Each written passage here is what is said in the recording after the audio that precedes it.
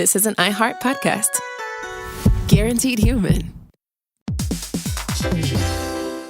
Hey everybody, when you're at work, you never know when you're going to get interrupted, like when an office fire drill happens right in the middle of your presentation, or maybe construction is going on just outside your window. But with the Dell Pro laptop powered by Intel Core Ultra with vPro, no matter how many interruptions you have, your laptop won't be one of them. Yeah, with the battery that's optimized for the way you work and built-in intelligence that quiets distractions the moment you're trying to focus, your tech won't slow you down, even when you're getting bounced from an office you forgot to reserve. The Dell Pro, built for those who stay in the flow. Find technology built the way you work at Dell.com/Dell-Pro.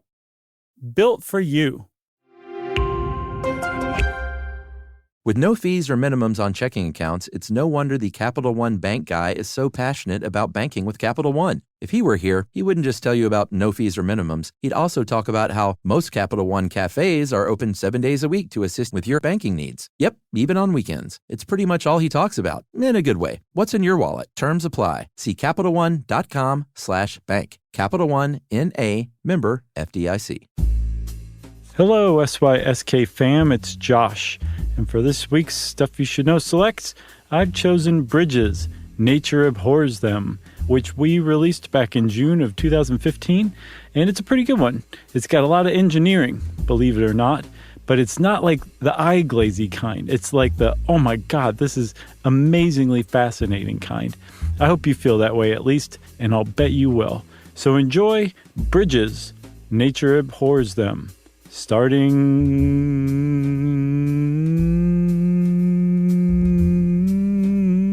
now. Welcome to Stuff You Should Know, a production of iHeartRadio.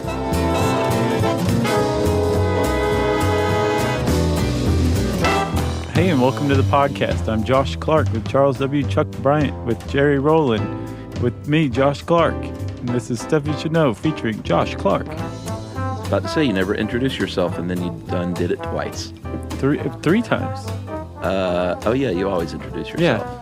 But you never say your last name. I think that's what struck me. Hey, welcome to the podcast. Josh? No, I say I'm Josh Clark. Do you? Yeah, every time. I should listen to these sometime. Yeah. That explains the glazed over look in your eyes whenever we start. Mm-hmm. Bridges, yeah. Is that your intro? Yep. I like them. Maybe we can add like a scat drummer on top of that. We have that kind of when we're doing listener mail. There's a little bit of D.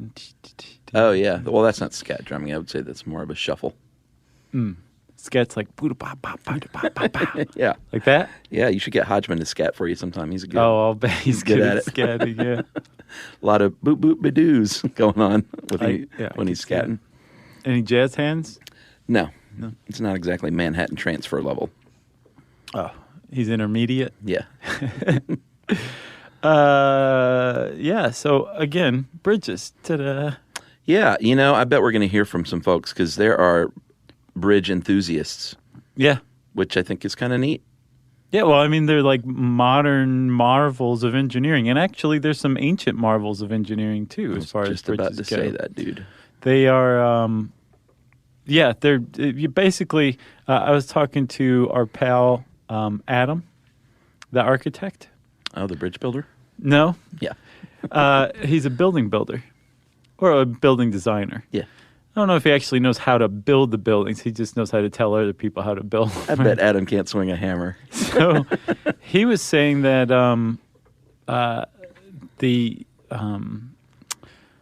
basically the structural engineers who design bridges are just straight up geniuses. Oh, I'm sure. Like it requires basically a genius to factor in all of this stuff. Yeah, anyone can design a building. There's just 4 walls and a bunch of floors. Right. Put a roof on it. Bridge, though, is different. That's right. There aren't walls, really. There can be. Bridges of Madison County, they had walls. Oh, yeah, they have walls. Uh-huh. I was going to mention the bridges of Madison County. Yeah, I love those. That'd be a beam bridge, I guess. Yeah. With a truss. Right. A top truss. What's the top truss called? A through truss? Yeah, through truss. And then below that, if it were below, it'd be a deck truss. But I don't know if that counts as a truss. It's more just like a house on top of the bridge. I bet there's structural support there. I guess. Maybe. I thought it was mainly just to keep the rain off of you when you cross the bridge, like just an extra little thank you for crossing the bridge. I thought it was just to draw in lackey tourists who wanted to have their picture made. Another famous bridge, the one that the Headless Horseman couldn't cross in the Legend of Sleepy Hollow. Oh, yeah? Wasn't that a bridge? Sure. Trolls live under bridges. Bats. Drawbridges are pretty cool. Have you Yeah. ever seen Maximum Overdrive, the beginning of that movie? It's been many, many years. I saw it again in the 80s. I saw it again very recently, like this year, and it is Really? It's maybe better than it was before. It holds up as a crappy movie still? Yes. Yeah. The whole soundtrack is AC/DC, by the way, which you should love. Whole soundtrack. I do love that, and I do remember that. And didn't Stephen King direct that? Yep. Which he doesn't do much, right? No. That may be his only one. It was definitely his first. Interesting. But there's a great drawbridge scene in there. Did someone jump the span as it raised? No, I think their car fell in or their truck fell in. Oh, okay. Because usually the drawbridge scene is like, I can make it.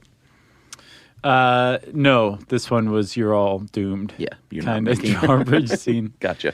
And let me also recommend Budapest for bridges. You mean I went to Budapest a couple New Year's ago? Yeah, I went there like 20 years ago. Okay, so yeah, the bridges are amazing. There's, I think, like 5. Yeah, because they connect the two sides. Buda and Pest, right? And each one is totally different. Like, it's just a completely different design. Yeah. And they're just all gorgeous. Yeah, let's just start with a bunch of bridge recommendations. I'm going to recommend the city of Pittsburgh. Oh, yeah. I went Very to a baseball famous for that. game there, and it's just gorgeous. Those beautiful bridges that you can see from the baseball stadium and the river. That was when we were shooting Lovely. a Toyota commercial thing, right? Mhm. Yeah. I stayed in the hotel and just ate sogged paneer. No, chicken sog. Right. Just like a quart of it. But you could see the baseball stadium out your hotel window. Yeah, and I saw some bridges too. Yeah, you walk across the bridge to get there. Right. Or at least we did. What else? Any other bridges? Brooklyn Bridge. Sure. Golden Gate Bridge. Yeah. Yeah. Those are like the famous ones. They're barely even worth mentioning. Yeah, but the Brooklyn Bridge is, for your money, it's which is free. It's a pretty great thing to do, to walk across it. It's just beautiful. I have never done that. Yeah, you should do it. Even the Geico lizard did it, and I haven't. That guy's like Australian or something. Well, maybe we should just animate you and have you walk across it. One more thing. If you want to know more about the Brooklyn Bridge, I don't remember which one we talked about it in, but there is a really cool documentary about the Brooklyn Bridge and its building by Ken Burns. Oh, wow. I believe it's on Netflix. I'll have to check that out then. Yep. Because I like Ken Burns and Brooklyn Bridges. Yep. All right. You ready? Yeah, man. So bridges have been around for a very long time. This article is by Robert Lamb and another dude named Michael Morrissey together. Yeah. I believe they were locked away in a closet for like a couple of months while they worked this out together. Well, one of the first ones talking about ancient bridges that they mention in here, the Arkadiko Bridge in ancient Greece. Did you see that thing? No. It's really neat. I mean, it still stands. It's a 3,000-year-old bridge, and it's just kind of cool to think about, ancient civilizations in ancient times. People said, well, I want to get over there, Right? and I'm here, Yeah. and so let's build something to do that. I need something to walk on Yeah, or drive my cart over. it's that simple. I saw the world's oldest bridge that's still in use is in Turkey over the Milas River, I believe. Yeah. From 850 BCE. Do you know what that one's how it's constructed? 'Cause It is this one's just rock. It is a single stone slab arch. I believe. Okay. No, it is a stone slab single arch. Yeah, that makes sense. Yeah. Very basic. Yeah, but the arch, it's super old, but it's still in use today. Oh yeah. Because whoever figured it out came upon this very elegant solution to a lot of problems that a bridge poses. Because, as you were saying, when you come upon like a river or a creek or something, you say, I'm on this side and I need to be on the other side, so I need something to walk across. yeah, okay, that's a basic solution. But the further and further you get, the more and more problems. Like as bridge builders say, mo span, mo problems. Yeah, I guess what we should have said is, I want to walk across and live. I want to walk all the way across. Right. I don't want to fall down. No, I don't want to get halfway across and have it snap. Right. So over the years, as people have come upon problems where you are going to build a bridge that will snap and kill you, they've come up with solutions to prevent that from happening. That's pretty much the pursuit of bridge building. Yeah. Is coming up with ways to prevent a bridge from collapsing. Yeah, and a lot of trial and error over the years. Yeah. You know? And a lot of real significant disasters. In fact, there's a Time magazine slideshow called Worst Bridge Collapses in Past 100 Years. And it's got all these photos of collapsed bridges and little descriptions and the number of fatalities and everything. But it's really interesting. All these different bridges have collapsed and failed for all these different reasons. Well, and after each one, it's very sad, of course, but after each one, someone goes, oh, well, we should do this for the next one. Right. We should not forget that bolt next time. Well, that could be human error, true. That's happened. Yeah, I'm sure. All right. So should we start off with the BATS? Yeah. BATS. Beams, arches, trusses, and suspensions are the main components, the structural components of a bridge. It's very simple. Boom. That's it. That's all you need to know to construct your own bridge. And with these four things, you can make almost any kind of bridge. We're going to cover mainly beam bridges, arch bridges, truss bridges, suspension bridges, and then the super cool looking cable-stayed bridge. It is super cool looking. Probably my favorite looking bridge in the world that I came across in researching this is a cable-stayed bridge, the one that's in the article. Oh yeah, they look like sails. It's gorgeous. The big triangles rising up. It's lovely. Yep. But they look a little more modern to me. They don't have that classic architecture like the Brooklyn Bridge does, or like the Tower Bridge in London. Yeah, I think that's why I like it. Yeah, you like the modern look. Yeah. Yeah, you're a modern guy. I'm super mod. All right. They point out in the article, which is very key, what you talked about, the span of the bridge is the distance between the supports, and that's where it all goes down, basically. Yes, that's got to be strong there. Those are something that every single bridge has, is a span and at least one support. Most likely two. Yeah. You know? Uh-huh. And there's the reason that there are different types of bridges is because different bridge designs, that BATS designs, what is it? Beams, arches, trusses, and suspension, they provide stability for varying span lengths. Yeah. So like a beam, if you have like a 50-foot span, just put a very long log over the span, and there you go. There's your bridge. Yeah. But as you get further and further along, you have more and more problems supporting that span, so you need different types of solutions, and the different length of the span calls usually for a specific type of bridge design. Yeah, and generally it'll. I mean, there's a lot of overlap, of course, but beam bridges tend to be the shortest, followed by arch bridges, and then suspension bridges. Right. And I think those. The cable-stayed bridge is kind of a suspension bridge, so that counts. Yeah, right? it's like a kind of a variation. Yeah, but it's those related they can be very long as well. Yeah. Yeah. Not quite as long as suspension bridges, though. From what I understand in this, the suspension bridge affords the longest span. Okay. So you got a big long span, it's suspension time. Yeah, and they're also super expensive. Yes. Suspension bridges. Because all the bridge builders know that you got a long span that you're trying to cross, you probably got some deep pockets, and they're going to milk you for it. Oh, yeah. Every penny. Yeah. Yeah. Like, you need a suspension bridge? I'm your guy. Yep. All right, so let's talk about, there are a lot of different forces that can act on a bridge to make it not as stable. We'll cover a few of the other ones later, but the main two here early on are tension and compression. Yeah. And the very easy way to think about these two things is tension is like if you and I are pulling a rope, like you're on one end and I'm on the other, we're going to pull that sucker tight, and I'm going to fall over due to your massive strength. I'm pretty huge. But there will be some tension in that rope. Yeah, tension and maybe is, between us. is after you fall down. Yeah. And I'd start laughing. Yeah. There would be tension. Sure. But tension is the lengthening of something. Yes. Compression is the shortening of something. Yeah, like a spring collapsing. Right. So it's easy to visualize when you're talking like springs and ropes and that kind of thing. But if you're talking about just a single deck of a bridge, which you think of as one piece, it's tough to, it starts to get tough to visualize it until you realize that you have to look at like a bridge deck, like the roadway on the bridge, as really having a top and a bottom. Yes, and forces, well, the compression acts in the downward motion. On the top. And the tension acts from the underneath coming up. On the bottom, right? So the bottom of the bridge, underneath it, of the deck, is going to be spread out under the force of tension, where on top, where it's being pushed down, compressed, that's compression. Yeah, and they kind of in a weird way work together, even though they're sort of opposite things. They're definitely related. Yeah. Right.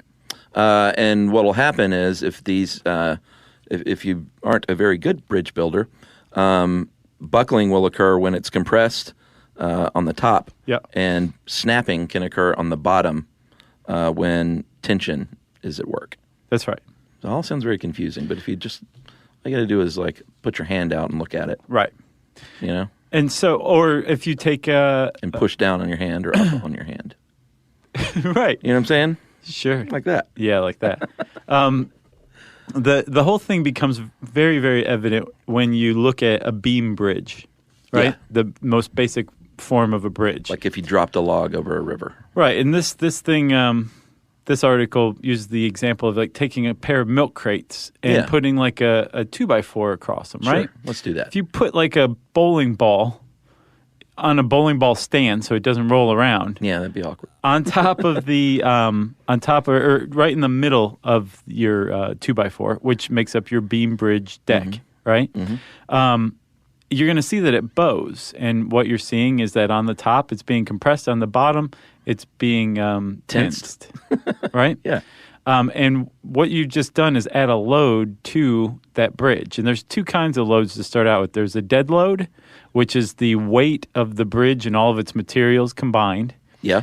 And then there's a live load, which is, say, like the cars and the people and the trains and everything that add the extra weight while they're moving across it and everything. Yeah. And as you add this extra load, first of all, the bridge is already dealing with its dead load. Yeah. It's got to hold that up. That's job number one for a bridge. Yeah, like if you had a 300-foot 2x4 and two milk crates, it's going to sag in the middle just naturally. Right. And it might even break. And there have been bridges that have been built where the guy forgot to carry the one or whatever. Yeah. And they couldn't stand up under their own weight. And they collapsed from their own weight. They collapsed from the dead load.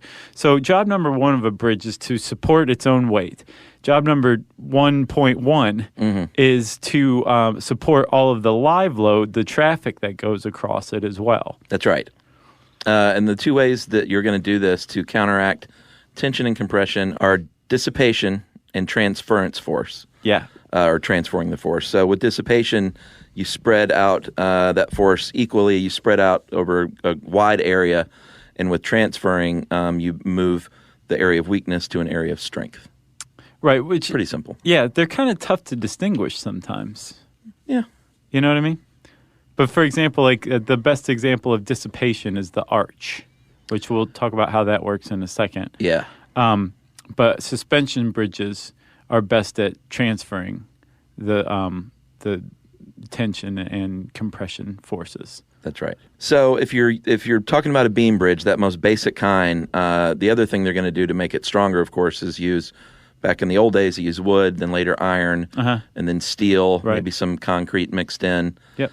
But the size of the beam is going to be really important. Like the height of the beam is important because the top is going to experience stress, the bottom is going to experience stress, and the middle, not as much. So a good I-beam, a good tall I-beam is what you want. Yeah, and I didn't realize that that's why I-beams are made like I-beams. I didn't really either. Now. It's Makes because perfect sense. The center of like the deck or the beam or whatever, any kind of beam, is going to experience the least amount of compression or tension. It's really the top or the bottom. Yeah. So you don't have to put quite as much material into the center of the beam as you do the top and the bottom to prevent buckling and snapping.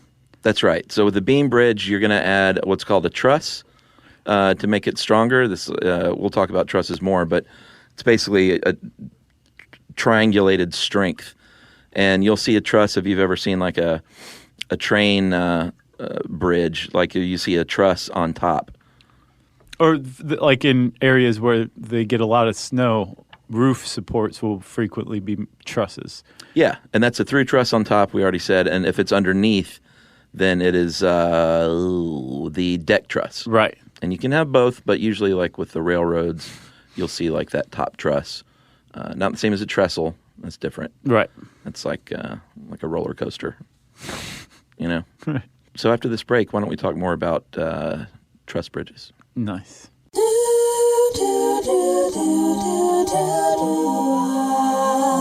Stuff you should know.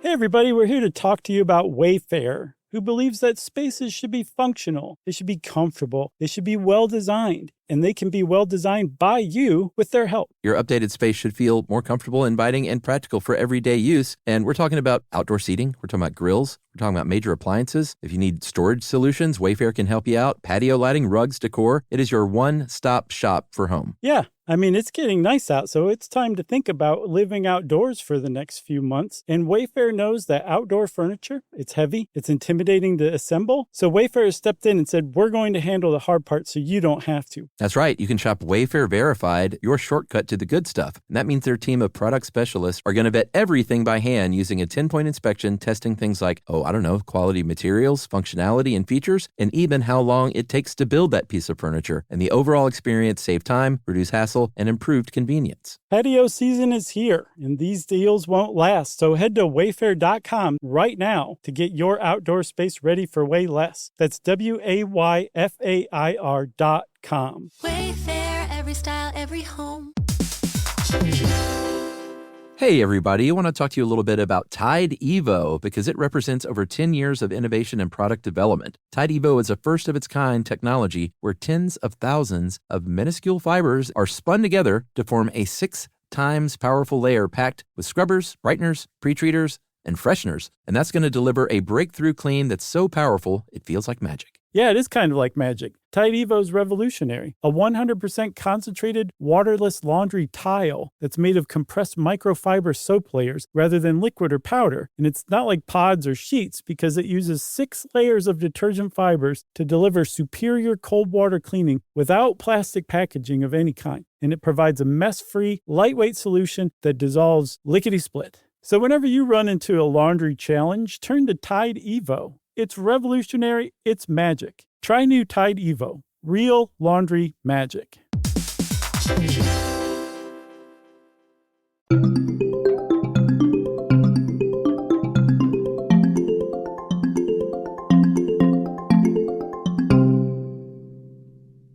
So, Chuck, no joke, trusses are one of my favorite things now.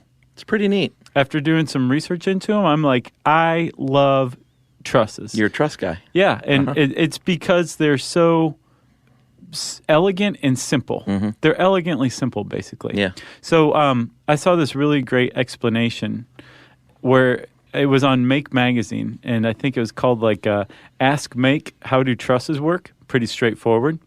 And it basically had like a really great graphic of using popsicle sticks, right? Okay.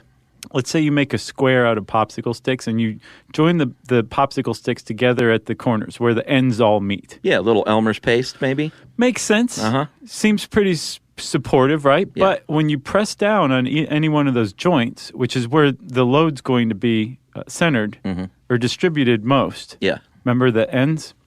The square shifts to the side, and all of a sudden you have a rhombus. Well, a rhombus is inherently less structurally sound than a square, which is why you very rarely see rhombuses in architecture. Right. Right? With a triangle, when you press down at any one of the joints, it distributes that compression or tension directly through the center of the beam. Yeah. So the triangle stays totally rigid. And when you add the more triangles you add, the more support you have. So they're like basically like as far as a shape goes, the superconductor of transferring or distributing compression or tension. Yeah, that's a good way to put it. And that's why when you see that train trestle and that has that truss on top, it's got all those beautiful diagonal pieces of metal. Right. And it's not just for looks, even though it is cool looking. No, one of the other great things about a truss is that they're, it's like just 3 steel beams or 3 whatever, aluminum beams. They're just 3 pieces of metal, usually, fixed together. And that's the other key that I left out. They have to be connected at the ends. Yeah. Equally distributed from each end, right? So let's say you drill a hole to rivet one side of the truss to another, or one end of the truss to another end. The other end has to be equally far away. Right. Do you see what I'm saying? Yeah, yeah. Okay. They wouldn't just be like, oh, just drill that other one wherever. So anyway, you have to the place where the truss sides join together has to be on the ends. Yeah. And then, but one of the things that it allows for is for wind to blow through it easily. Oh, sure. That's a huge point about trusses. Yeah. They're not solid in that they don't put up a lot of resistance to when they allow it to flow through, which is really kind of what you want. We'll see when you're building bridges. Yeah, I think even the covered bridges have it's more of a lattice type thing on the sides, right? Yes. It's not solid, is it? That'd be dumb. A covered bridge? Yeah. Yeah, they're solid. I thought the walls were usually like a lattice, so wind could pass through. No, and they had a roof and like a latticey side. Is that right? Yeah, maybe there's all kinds. Yeah. I think those are just to keep the rain off. Oh yeah, that's what you said earlier. You keep shooting down the theory The of structural support. thing. Yeah. But anyway, trusses rock, I guess, is what I'm trying to say. Yes, there's your T-shirt. Trusses rock. So, are we at arches? Did we say that they frequently use trusses to support beam bridges? Yeah. Okay. Arches. Now, when we say a bridge is an arch bridge, the deck is not some big hill that you drive over. The deck is flat. The arch is underneath. Right. Yeah. Yeah. And you can have a single arch if your span isn't that long, or you can have a big one with like 6 or 8 arches. Although I think there are like short arch bridges that actually do go up and down. Oh, sure. Like for there's natural decoration, arch usually. bridges, like rock formations that are like that, and that's why they're still standing. There's a bridge that forms like a perfect circle. So like when you see it reflected in the water, it just looks like a circle. Oh, neato. Isn't that neat? Yeah. Arch bridges are pretty cool too. They're no trusses, but they're beautiful in their own way. Yeah, that's true. So the arch is obviously semicircular, and like you said, if it meets the water and reflects nicely, Fully circular. fully circular. And the entire form is going to divert weight onto what are called abutments, and this is what takes on the pressure. It's like, if it's just a single arch, those abutments are probably going to be part of the earth Right. on yeah. one side or the other. Yeah. And the whole point of an abutment is when you press down on an arch or when, gravity pushes down on it or it's compressed, that force goes downward and it makes the sides of the arch go out. Yeah. Those abutments press inward so that the force of compression just goes straight down through the arch circle, the semicircle, and into the earth or into the ground or whatever. Yeah, and it's the arch, what I thought was interesting, it's really all about fighting that compression. There isn't a lot of tension that comes into play with an arch bridge. I think the tension grows more and more possible when the degree of the arch grows. Oh, okay. Yeah. So that could come into play? It can, but for the most part, when you're building an arch, you have to worry about compression more than tension. Gotcha. Yeah. So there's stylistically and artistically, design-wise, there are all kinds of arches, Baroque arches, Renaissance arches, Roman arches. The Romans built, arch bridges that are still standing today. Yeah. Have you ever been to Rome? Yeah. Man, it's just like you're walking along and all of a sudden you look to your left and there's like a 2,000-year-old aqueduct. Yeah. 1,500-year-old arch just sitting there. Yeah. I remember the first time I went to Europe coming back and being sort of like bummed out Yeah. Because we're walking along and there's Burger King. Right. Yeah. Yeah. And this house is 200 years old. And you're Right. like, you should go to Rome. I know my house is like 80 years old and it seems super old. Yeah. Nothing. Not by Roman standards. No. But, a little drafty in those 1,000-year-old apartments. Yeah, but it's so neat, though, because, there's so much old surviving stuff Yeah. that not all of it's even meant to be preserved. Some of it's just there. It's not Yeah. like a part of a park or an historic exhibit. It's just part of the city, Yeah. Yeah, I've heard other tourists complaining about how dirty Rome is, and I'm always just like, come on. It's like You're focusing on the wrong part. it's been around for a long time. Yeah. Oh, yeah, that too. Yeah, and also, don't be stupid and just look around you. Like they're complaining in front of a 2,000-year-old fountain. I didn't notice it was particularly dirty. It wasn't any more dirty than New York or anything. Yeah, any other big city. I Yeah. agree. But the thing with the arch, though, very stable once you get it built, but the building process is tricky because until you connect those two ends, that's what gives it its strength. So until that happens, it's a little dicey. Yeah, oh yeah. Got to have some scaffolding going on. And they used to build wood scaffolds and supports to hold the thing, and then you just would build it in. Yeah, that makes sense. Now they use suspension cables. I think the biggest arch bridge on the planet is West Virginia's New River Gorge Bridge. Man, that thing is unbelievable. It really is. And what's cool is when you look at it, it uses the cliff walls or the walls of the gorge as the abutments. Mm-hmm. Beautiful stuff. Super strong. And that's where we're going to talk about that in our base jumping episode. I know. That's the fact that ties these two podcasts together. That's where they have Bridge Day. Talk about elegantly simple. So suspension bridges, for my money, are where it's at. I think they deserve their own episode. Oh, yeah? Pretty much. They're that complex. This is just the briefest overview of bridges in general, but especially with suspension bridges, it feels like there's just so much going on with those things. Yeah, I agree. Ken Burns did an 8-hour-long documentary on the Brooklyn Bridge alone. Yeah, that's true. He's a deep diver. He really is. We're over of you guys. Yeah. With a giant helmet to go over his giant haircut. He does have pretty big hair, doesn't he? All right, so suspension bridges, we mentioned, of course, Golden Gate Bridge and the Brooklyn Bridge. This is when you have your deck, your roadway is suspended by cables. Yep. Between, can be a number of them, but at least two tall towers. Right.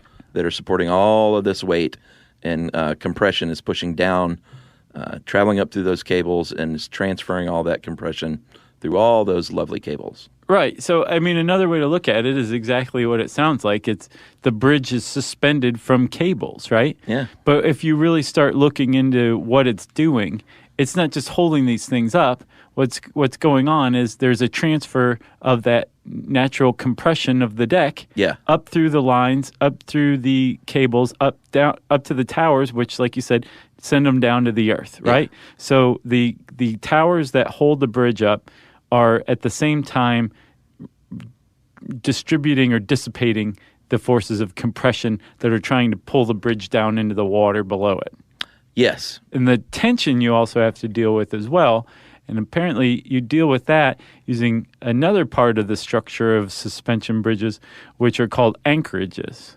Yeah, now that's just what the tower's connected to at the base, right? No? No, So it's like... the anchorages is like the abutment, essentially. Yes. Yeah. They're on the left and right. They're like a suspension bridge's abutments, whereas as you get closer to the middle of the bridges, that's where the towers are. Yeah. But on the very ends, like say where the roadway hits the bridge, you're going to have a massive piece of rock or massive piece of concrete, and those are the anchorages. And you have horizontal cables that distribute the compression from the bottom of the bridge to the anchorages, and those transfer those into the earth.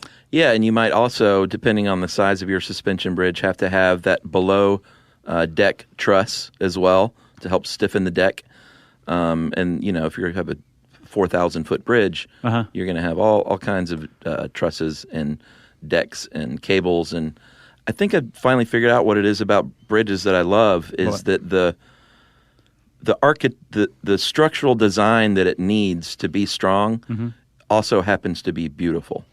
Yeah. You know what I mean? Mm-hmm. Like the way the cables are arranged, it's not like they're like, oh, this looks great. It's like, well, it has to be like this, right? But it also happens to be very striking. Like Grace Jones. You know what I mean? Yeah, absolutely. So, so suspension bridges are your favorite, huh? I like them because they have so much going on. Yeah. I like trusses because they're so elegantly simple, and they're just tough as nails. There's a bridge for everyone, I think. There really is. The cable-stayed bridge, and we should say that suspension bridges, when you think of a suspension bridge, you probably think of the Golden Gate Bridge or something like that, right? Yeah. Just a classic suspension bridge. 2 towers, 2 anchorages, lots of suspension cables. It's a suspension bridge. Mm-hmm. And you think, well, then they're probably pretty new.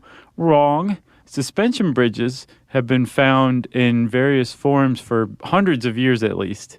And apparently the Inca were masters at building rope suspension bridges out of woven grass. Crazy, man. Yeah. 1500s, they've discovered the Spanish conquistadors stumbled upon these and were like, what in the world is going on here? Right. Because the smart Europeans didn't figure this out for another few hundred years after that. That's right.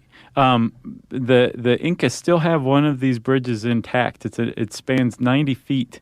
And they remake it every year as part of a 3-day festival. Oh, really? Mm-hmm. Nice. Yeah, which is why it's still intact.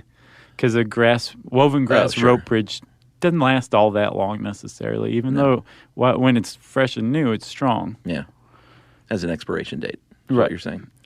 But apparently, as we'll learn, all bridges have an expiration date. Ooh, all right. Well, we'll take a break then with that tease and talk about the cable-stayed bridge and then how you might die on a bridge one day.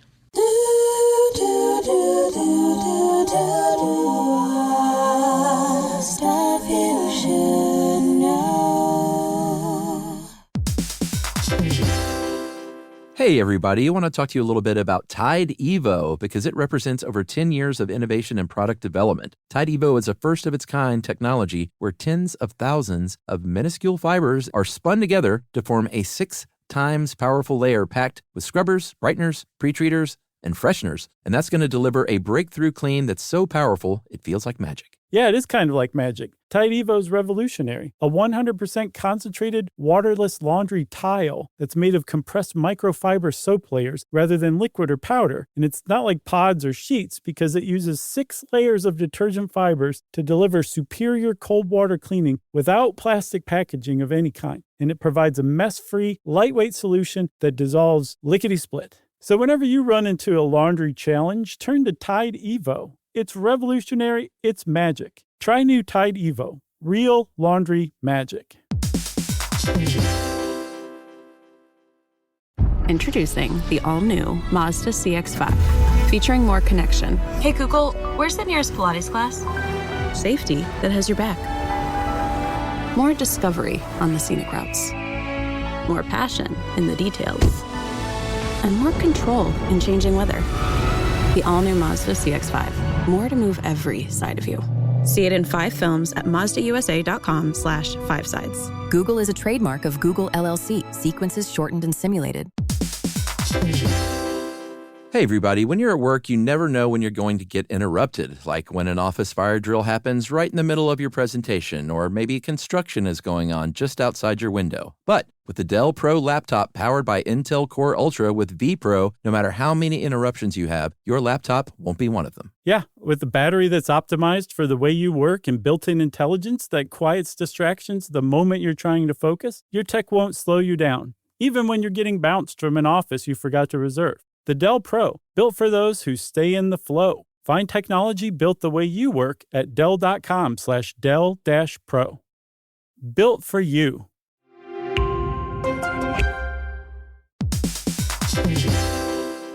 We've all had the experience of calling a business and just wanting to talk to a real person. Not an automated voice pretending to be human, an actual person who can listen and understand and offer help. That's exactly what you can do with Ruby. Ruby is the virtual receptionist company that takes care of your callers when you're unavailable in the middle of something or simply don't want to pick up. That's right. They can answer, screen, transfer calls. They can take messages, collect payments, book appointments, and more, all while making the people you serve feel special. And best of all, it can help you be more productive. For example, 9 out of 10 lawyers who use Ruby log more billable hours per day than the national average. And other professionals like plumbers and technicians win more customers while being able to stay focused on the job. But whatever kind of small business you run, Ruby is built to save you time, earn you more customers or clients, and make meaningful connections with the people you serve. It's available 24/7, 365 days a year, and 100% based in the U.S. See why more than 15,000 small businesses use Ruby. Visit ruby.com, or better yet, call them at 844-900-RUBY.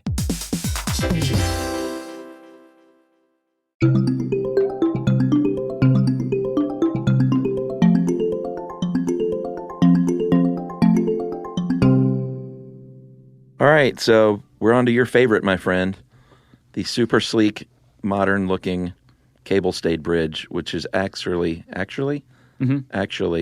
has been around since like World War II.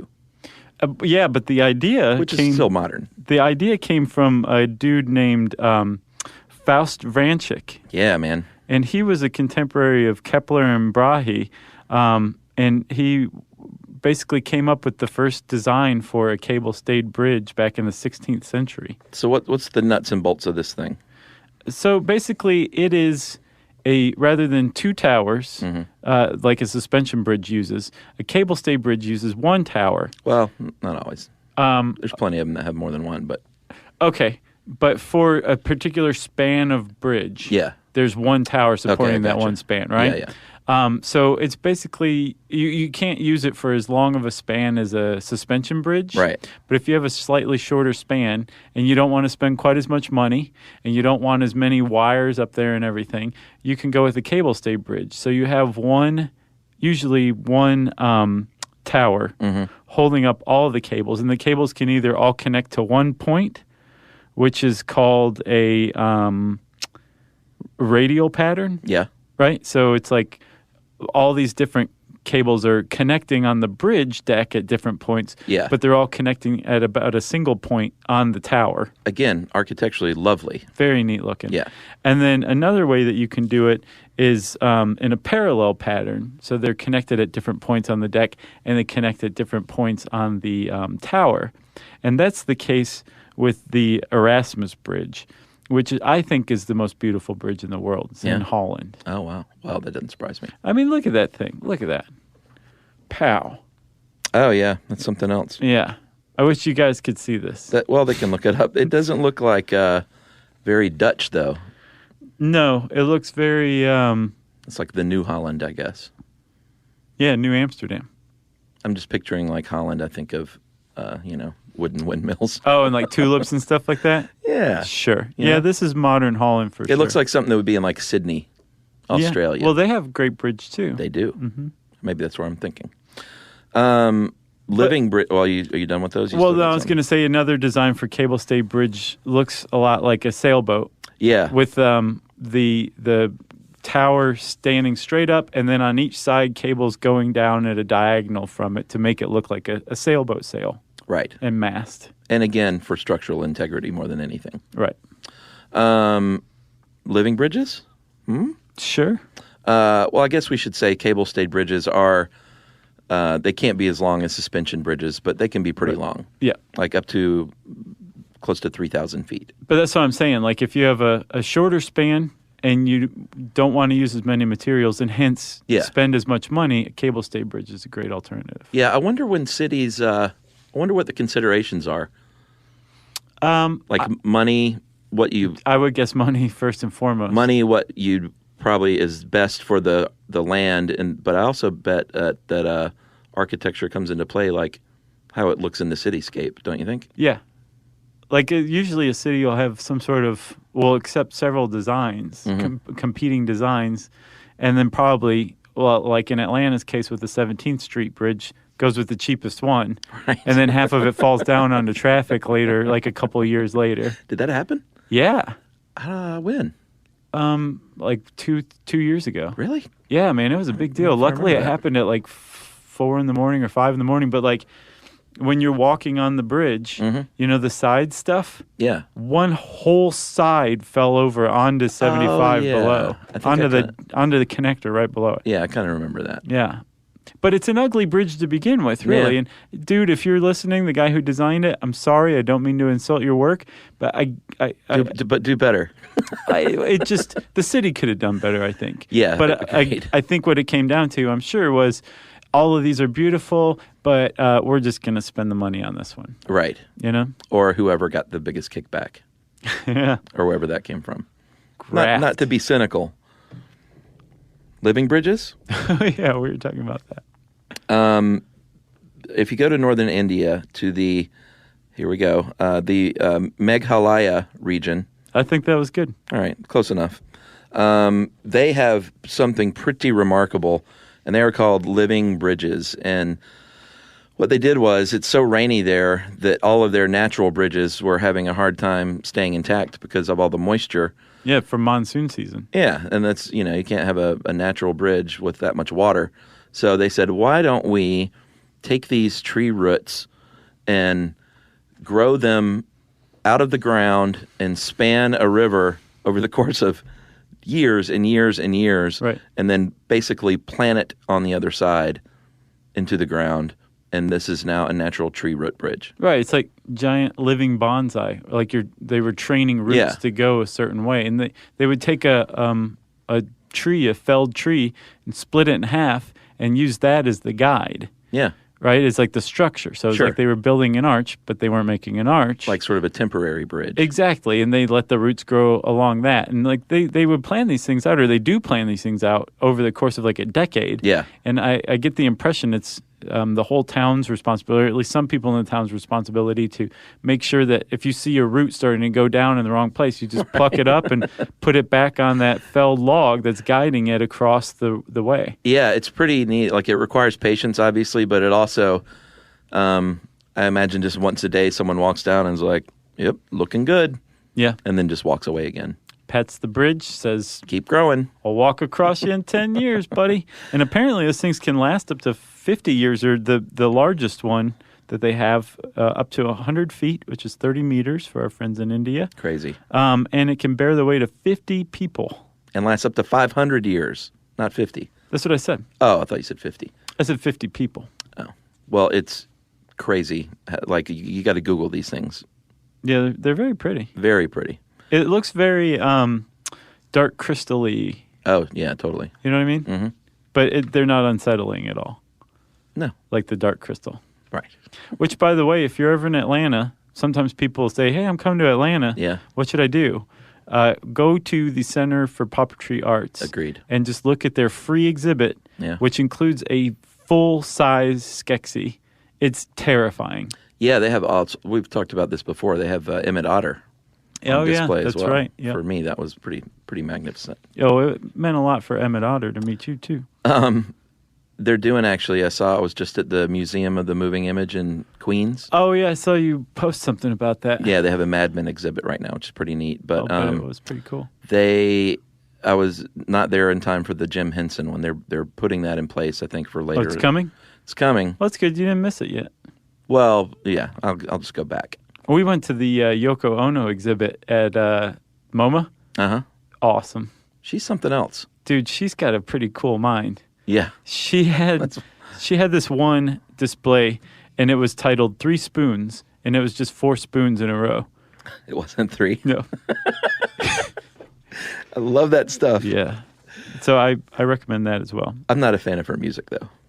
I actually got turned on to her music in the listening room there. Yeah. Plastic Ono Band. It's crazy, man. It is weird stuff, but I kind of like it. I mean, she's definitely one of the most, like, original thinkers, out there. And she's been at it for a while. Like, a lot of the stuff went back to the 60s, like the early 60s. Yeah, and talk about weathering criticism and still just being like, screw you. Yeah. I'm Yoko Ono. I don't care what you say. Well, she was exonerated, too, recently. Remember, Paul McCartney came out and said, like, it was not Yoko Ono that broke up the Beatles, No, so of stop course it saying wasn't. that. The It Beatles just were- took him, like, 50 years to come out and say it. Yeah. You know?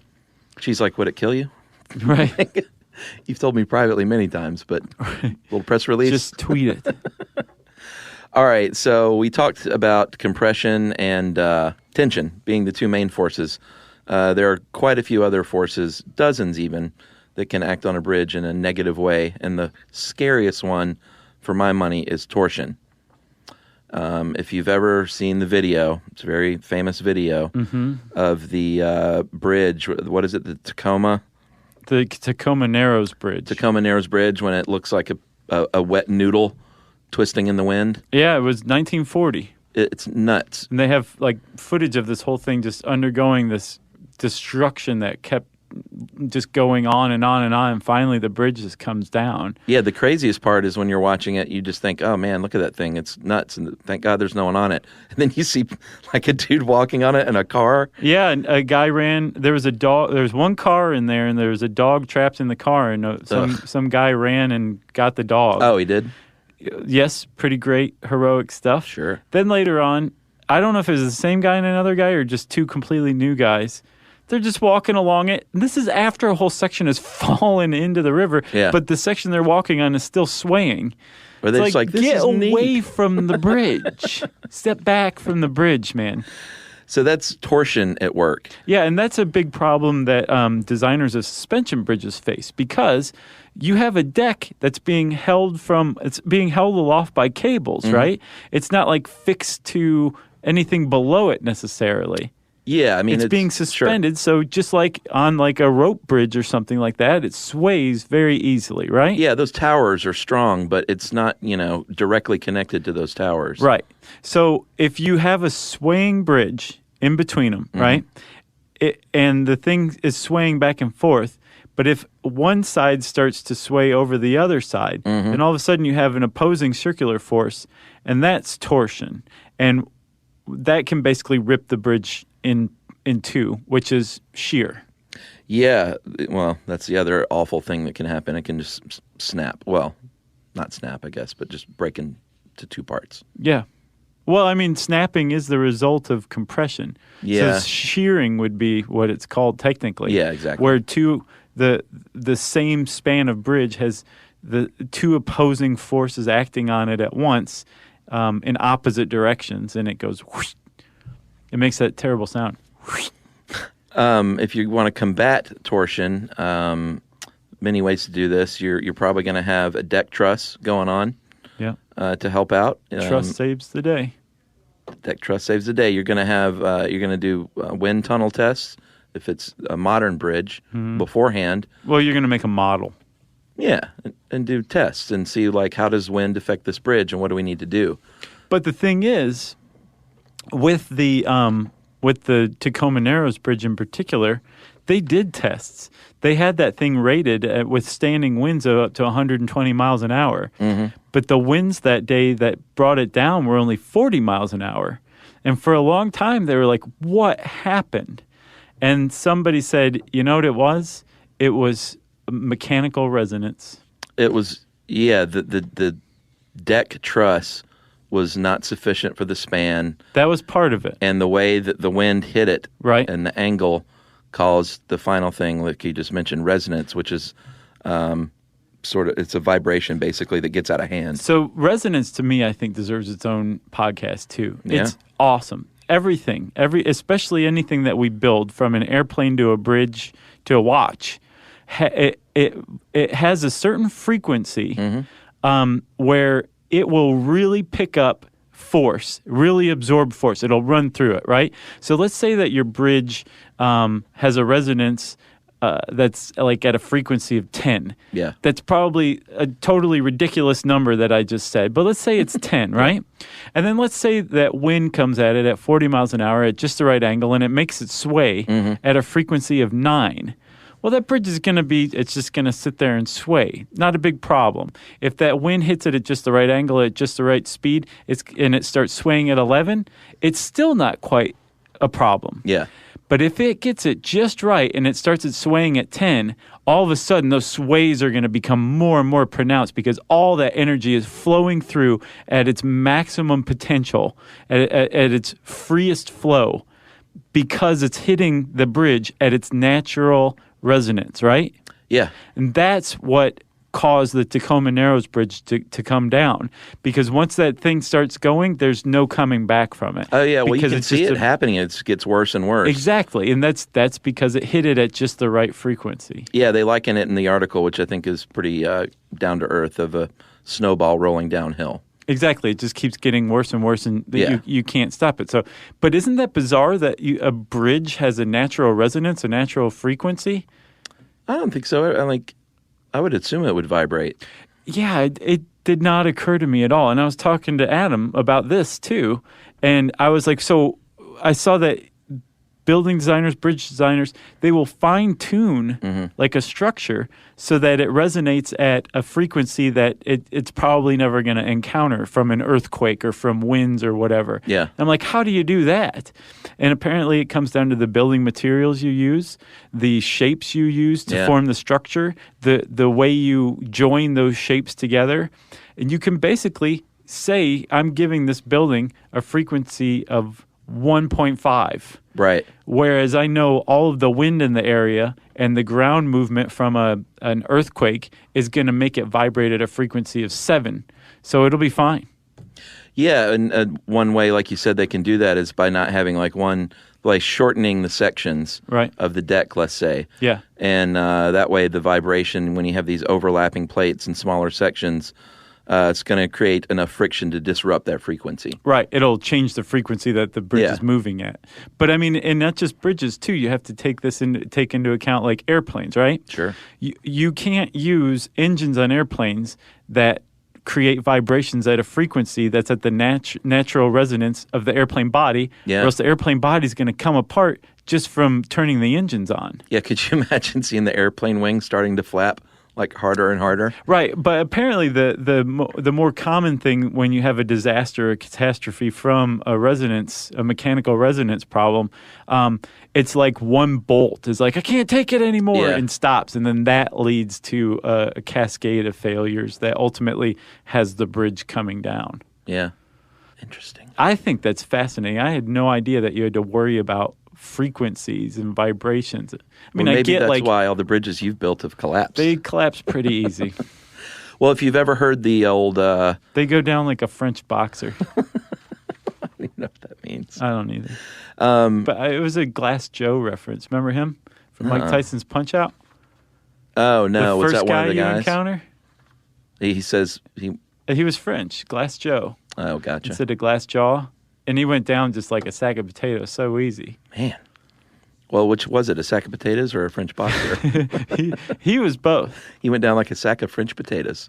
Yes. French fries. Right. My bridges go down like a French boxer, but Glass Joe, the French boxer, went down like a sack of potatoes. Gotcha.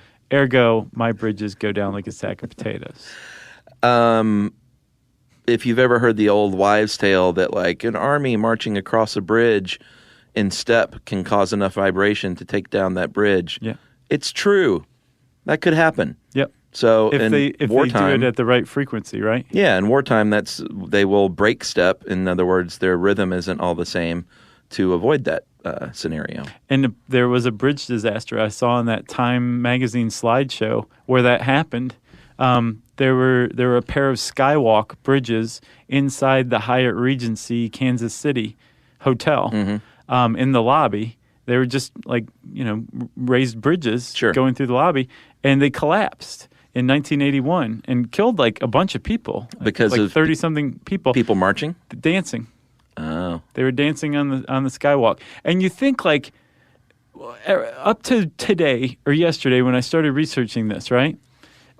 Like I just thought that's weight or pressure or something. Like if everybody's dancing, it never occurred to me that the rhythm had something to do. Oh, really? See, I'd always heard that. Well, you are far more advanced than I am in structural engineering, my friend. Not that. It's just I always heard that, like, even a bunch of kittens walking across could cause that. And the reason they said kittens, of course, is so it has nothing to do with weight. Right, because kittens don't weigh nothing. And consequently, I think Lionel Richie had to change the name of that song because of the accident. I think originally it was Hello? Oh, What a Feeling When You're Dancing on the Skywalk. And he had to change it to Ceiling, and everyone was like, that's weird. You can't dance on a ceiling, but it rhymes. He's like, yeah, but nobody ever died from dancing on the ceiling. I guess the final thing we should mention is that weather obviously will play a big impact. We already talked about wind, but over the years, the materials they use and the design has gone in to take account things like wind and sun damage? I don't know what else. I think the freeze-thaw cycle is huge. Yeah, I salt, guess, sure. Salt exposure, if it's going over like a salty body of water. Yeah, that makes sense. Yeah, there's a lot of things that are Ice. trying to bring a bridge down. Nature abhors a bridge, basically, as much as a vacuum. I've got one. What you got? There's probably around 630,000 bridges in the U.S. alone, because there were 617,935 in the 2002 census, and they were adding them at about 1,000 a year, maybe 900 a year. Wow. That's just the U.S. The world's longest bridge, completed in 2010, the Danyang Kunshan Bridge. I think I've seen pictures of that. It serves as a railway bridge for the Beijing and Shanghai Railway. It's a 102-mile long bridge. That's nutty. Over water. I'm a big fan of cities with multiple water bridges. Sure, well, that's why you liked Pittsburgh. Pittsburgh, Portland, Budapest. Yeah. I'm a big fan. Atlanta does, we have bridges, but it's not like you have to go to the Chattahoochee River or the lakes. Nobody goes to the Chattahoochee, you know? What? Sure. I got one more thing. I want to shout out to PBS's Build It Big website. Yeah. Which is like beyond 90s as far as websites go. But it was extremely helpful in understanding the forces that work on bridges, different types of bridges, different specific bridges. Yeah. Great website. And thanks to Adam, I guess, you got some information from him. Yeah, thanks, Adam. Was he into talking to you about it, or was he on the other end going, oh, my God, Josh, shut up. I'm watching Tim and Eric. He was into talking about it. I figured he would be. Yeah. And I actually have to shout out to Yumi, too, because I told her we were building we were talking about bridges. She sent me a bunch of stuff on popsicle bridges. Oh. Apparently, there's a Indiegogo for the world's strongest or Canada's strongest popsicle bridge. Wow. Yeah. They're trying to build that? Yes. And they have like $6,000 already. Man. Out of popsicle sticks. Good for them. So that's everybody getting shouted out to all over the place in this one, huh? Yeah. That's nice stuff. Bam. If you want to know more about bridges, you can type that word into the search bar at howstuffworks.com. And since I said search bar, it's time for listener mail. I'm going to call this, I got a couple of street gang responses we'll read over the next couple of shows. Okay. Here's one. I had to write in about your street gangs episode as it was interesting and pertains to my job. Short version is that I work for a hospital-based program, and we see every gunshot wound victim and stab wound victim who comes through, which is about 400 to 500 a year, and about 10% of those are gang involved. You guys have mentioned how you found the number of gangs to be hard to believe, but I think you may be thinking of street gangs as one entity that has strict borders and lots of people. In my experience, larger gangs will sometimes incorporate smaller gangs, and sometimes larger gangs will split off into many, many smaller groups. People go in and out of gangs and are sometimes affiliated with more than one. Currently, we have about at least 70 in our city alone, and a substantial amount of those have less than 20 members. So they're like mini gangs. Gotcha. Not super gangs. Not super gangs. According to this paper on street gangs in Boston, 18% of the gangs in the city have less than 10 members, and 34% have 10 to 19 members. So while the numbers you gave seem shockingly high, they also seem to be in step with the current climate. And that is from Ariana. In what city did she say? I don't see that. I don't think she said. I don't know if it was Boston or if she just referenced Boston. Well, thanks a lot, Ariana. We appreciate that email. And yeah, keep them coming. We want to know more about gangs. I just had the impression the whole time that, like, one way or another, we were officially or unofficially misinformed. We may be. And also, let us know who's the coolest famous person you've ever met. You can tweet to us at SYSK Podcast. You can join us on facebook.com/stuffyoushouldknow. You can put it in an email to stuffpodcast@howstuffworks.com. And as always, join us at our home on the web, stuffyoushouldknow.com. Stuff You Should Know is a production of iHeartRadio.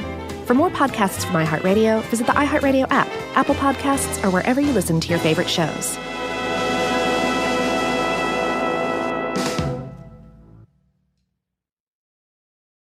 You know, you could be adored by everyone and still completely ignored by your cat. Trust me, I know. But if you feed your cat Sheba, you can go from being ignored to truly adored in 12 days, guaranteed, or your money back. Sheba has a full menu of products, appetizers, entrees, treats, even a kitten's menu. It's so cute. So Sheba has a product for even the pickiest eater. Like Sheba Puree, it's made with bone broth, they are chef-inspired flavors, it's got a smooth and creamy texture that cats love, and contains no corn, wheat, soy, or artificial flavors. It's food that your cat's gonna love. To learn more, check out Sheba.com. That's SHEBA.com. Stuff at Sea is a 5-night, adults-only sailing trip that brings the Stuff Podcast universe to life on board. This voyage is a culture-soaked escape where pink sand paradise meets curious minds. Sailing round trip from New York City to Bermuda on October 2nd to 7th, 2026, this voyage drops you straight into the iHeart Podcast Stuff universe. On top of the adults-only experience you already love, you'll get live podcast episode recordings, behind-the-scenes sessions, themed activations, and more unmissable onboard moments. Learn more at virginvoyages.com/stuff. This is an iHeart podcast. Guaranteed human.